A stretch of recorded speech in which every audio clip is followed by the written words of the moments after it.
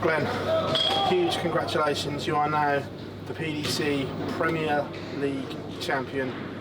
Have you managed to take it all in the last 15-20 minutes? I'm just thinking, Phil, we're sat in the corner of the Ricoh Arena here, and probably not, but nobody's taken this trophy off me tonight, that's for sure. It's a wonderful moment for me, something I'll never forget for the rest of my life, and it's just very, very special. The final itself, full of drama, you both hold and throw, both carving out many opportunities. Was there a little bit of frustration that you couldn't take one and it was still on throw? Yeah, I think a little bit when I think it was maybe about 5-4 and he made it 5 each. But I do play well on my throw, and I felt good up there. In the semi-final, honestly, I felt absolutely shocking. I wouldn't say bottled is the wrong word, but what's the word? I was terrified. I was terrified, and I've never ever felt like that, because for two reasons. Number one, I knew the Grand Slam was at stake. I knew that potentially the Premier League was at stake.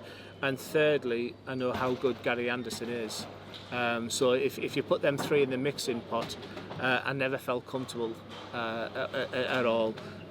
Yeah, when it came to the final, I was supremely confident. I was fine. The preparation was great, and I'm a proud man, very, very proud man. When you went behind in that semi-final, were you thinking, oh no, not again, because of your semi-final record? I was thinking of you.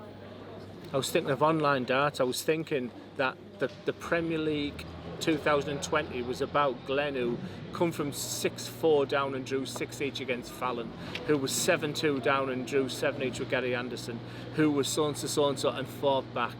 So I just knew that I was only a break behind Gary. I was waiting for Gary to start going 180, 140, 140, don't get me wrong. But yeah, of all the people I thought, I was thinking of you, buddy. You topped the table, you've now gone on and won it. Do you think there was extra pressure on you this evening because you topped the table? No, I looked at the bookies today. I was the 4th favourite, and rightly so. I've gone to Lakeside before where I've been even money favourite, 10-1 bar.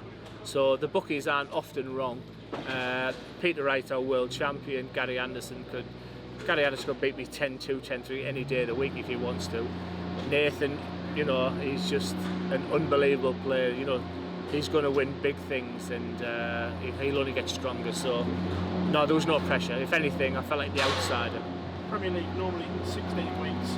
However, you've had to do it over 9 months. What's that been like? Obviously, debut year is daunting enough, but then to have the extended break that we had, how did you manage to take all that? I'm glad I've had the opportunity to play in front of 10,000 people, whether it's at Dublin, Liverpool, Aberdeen, etc. I'm glad I had that opportunity. I feel a touch cheated that I didn't get the opportunity to play in Newcastle because the whole of Middlesbrough were going there.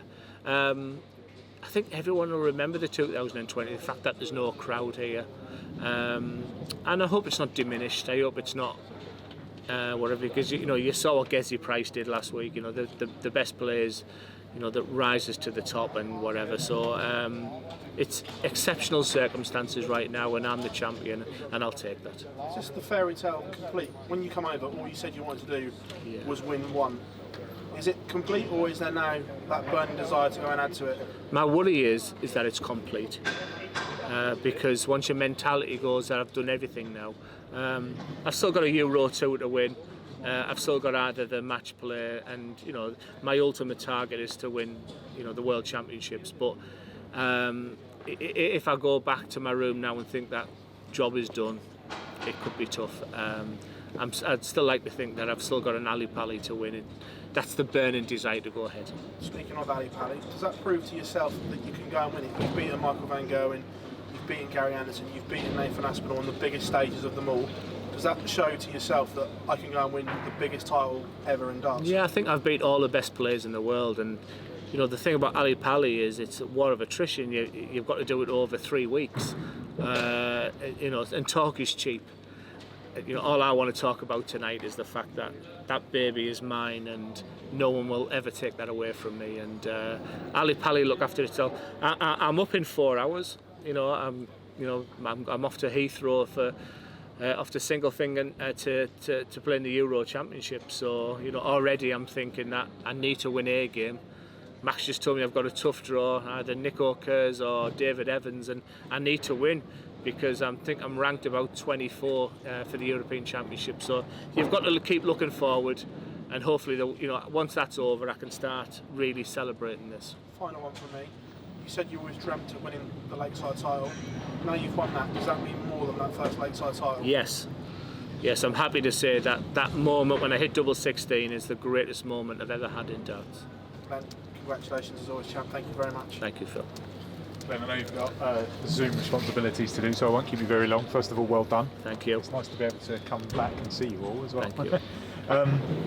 A Premier League title, it's a pretty big thing, and I remember in Aberdeen you said you'd take second bottom. That feels a very, very long time ago. And I can assure you, every interview I ever do, I'll tell the truth. Yeah. And if you'd have offered me 8th place, where I could have got through Judgment Night and played at Belfast, played at Manchester, played at Leeds, I'd have snapped your hands off. It's been a crazy year. I fully appreciate that, but I hope it doesn't diminish exactly what I've achieved, because I'm a proud man. You've, I say that because at various stages when we've spoken to you over the course of this, your belief has kind of got more each time. First it was avoid the drop, then get in the top 4, then claim top spot, and now the title. Do you feel like a man fulfilled tonight after that? Yeah, I do. Yeah, I do. I feel very proud. I think that's the word I'd probably use. And I came with this reputation. I came with this scrutiny on me.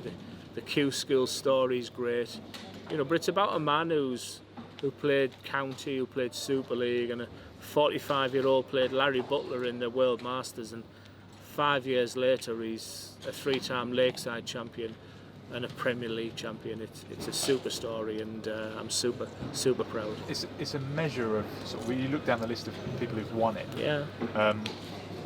I've always asked Michael and Phil that being able to prove yourself over a sustained period of time. Yeah. We see it in football. You love your football yourself. Yeah. Does it feel like you only lost 3 times? Twice of them were against Nathan. It's been your tournament this year.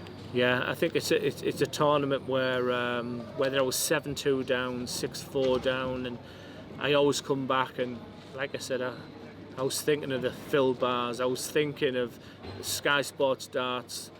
What is it, clickbait, where I just 9-7 down, I thought, is this written for another story of Durrant fights back? That's what I was thinking up there. But I was playing appalling, and it was tough, and Gary was playing terrible, and it's a game I don't want to, I don't think I'll ever watch. But the final, I felt superb. It was a good final. I felt 2 target lads as well, and I felt like I was going to win that game and sort of cement my legacy a little bit, and that's how it feels. And the last question from me is basically, you're finishing. You always find a way. Like we've sat in the little Sky press room that we've got over there, and no one was in any doubt about opportunities that come your way. Where is that honed? How does that come about? Well, I'm not the biggest scorer in the world, so my strength is from 201 downwards, and it's incredible what. Like I said, I was thinking, what's Wayne Mardle saying here? I'm on 214 now, and I can hear them saying, Glenn will be looking at a 140 here. It's really strange what your mind is doing on that stage up there, and it's incredible confidence I've got because people expect me to go out in 2-1-4 in 6 darts, and when you want 74 to lead 8-6, or when you want 72 to pull it back to 9 each, it's a confidence thing where I feel like I'm going to do that, and it's definitely the biggest strength of my game right now is that that last 6 darts of a leg. Thanks for your time. Congratulations again. Well done. Thank you.